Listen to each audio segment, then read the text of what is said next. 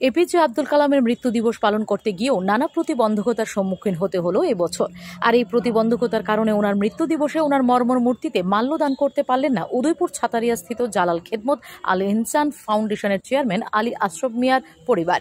শনিবার ছিল এপিজে আব্দুল কালামের নবম মৃত্যুবার্ষিকী। অন্যান্য বছরের ন্যায় এবারও মৃত্যু দিবস পালন করার জন্য প্রস্তুত ছিলেন আলী আশরাফ মিয়া উর্ফে জালাল মিয়া। অত্যন্ত আক্ষেপের বিষয় হলো আলী আশরাফ মিয়ার বাড়িতে যেখানে এপিজে আব্দুল কালামের মর্মর মূর্তিটি স্থাপন করা হয়েছে, ঠিক সেই জায়গায় সদ্য সমাপ্ত হওয়া লোকসভা নির্বাচন উপলক্ষে একটি পোস্টার এনে রাখা হয়েছিল মর্মর মূর্তিটির সম্মুখে। নির্বাচন গত হয়েছে আজকে 2 মাস 8 দিন হলো। সব জায়গা থেকে ফ্ল্যাগ, পোস্টার, ব্যানার, ফেস্টুন সব তুলে নেওয়া হলেও জালাল মিয়ার বাড়ির সামনে থেকে তুলে নেওয়া হয়নি প্রধানমন্ত্রী নরেন্দ্র মোদীর ছবি সমেত ওই পোস্টারটি।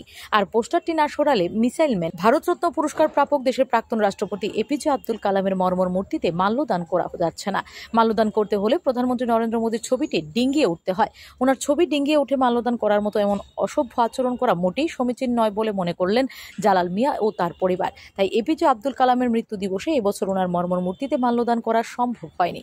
নির্বাচনী প্রচারের জন্য লাগানো পোস্টারটি সরিয়ে খানিকটা দূরে নিয়ে রাখার জন্য 31 আরকিপুর বিধানসভা কেন্দ্রের 15 নম্বর বুথের সভাপতি ধনঞ্জয় দাসকে বহুবার অনুরোধ করা হয়েছে, কিন্তু এই পোস্টারটি আজও সরানো হয়নি। উল্টা হুমকি এবং ভয়ভীতি প্রদর্শন করার জন্য শনিবার এপিজে আব্দুল কালামের মৃত্যু দিবস পালন করার সময় এলাকার কিছু উশৃঙ্খল যুবক বাইক নিয়ে সকাল থেকে জালাল মিয়ার বাড়ির সামনে এসে ভিড় জমান।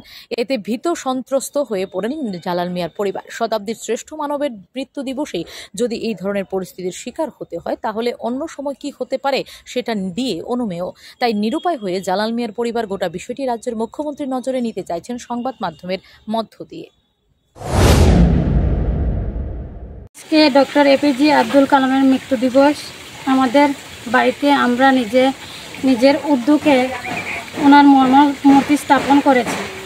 প্রতি বছর আমরা ওনার জন্মদিন এবং মৃত্যুদিন পালন করি, কিন্তু এই বছর বড় আক্ষেপের বিষয়, ওনার মূর্তিতে মাল্যদান করতে পারলাম না।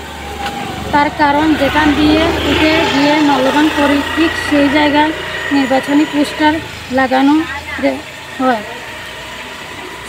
স্থানীয় নেতৃত্বকে বারবার অনুরোধ করা সত্ত্বেও ওনারা সেখান থেকে সরিয়ে নেননি। সেই কারণে এই বছর আব্দুল কালামের মর্মর মূর্তিতে মাল্যদান করতে পারলাম না, কারণ ওনাদেরকে আমি অসম্মান করতে পারবো না। একটা ছবিতে আমি মাল্যদান করি। জালাল খেদমত আল ইনসান ফাউন্ডেশন। ফাউন্ডেশন কি নাম বললেন? জালাল খেদমত আল ইনসান ফাউন্ডেশন। আপনার বাসভবনই করেছেন সাতারিয়াতে? হ্যাঁ, সাতারিয়াতে। Bureau report, S Bharat live 24 hours.